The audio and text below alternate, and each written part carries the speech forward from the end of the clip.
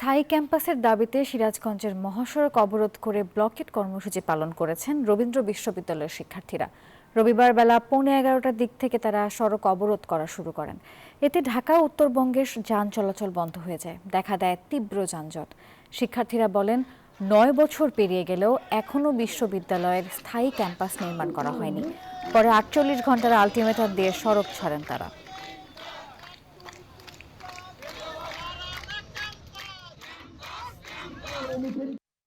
আমাদের ন্যায্য দাবি যেটা ছিল যে আমাদের ক্যাম্পাস 9 বছর ধরে আমরা স্ট্রাগল করতেছি ক্যাম্পাস নিয়ে, তারপরেও তারা আমাদের কোনো সহযোগিতা করছে না, যার কারণে আজকে আমরা উত্তরবঙ্গ ব্লকের কর্মসূচিতে নামছি রাস্তায়। সামনে যে একনেক আছে সেই একনেকে আমাদের ডিপিপি পূর্ণ বাস্তবায়ন এর দাবিতে আমরা আজকে উত্তরবঙ্গ ব্লকেট করেছি। যদি তা করা না হয় আমরা সামনে সচিবালয় ঘেরাওয়ের মতো কর্মসূচিতে যাব। বান্ডেল থাকলে প্রতি সেনমানিতে টাকা বাঁচবে। বিকাশ সেনমানি বান্ডেল কিনে জিতুন প্রতি লেনদেনে।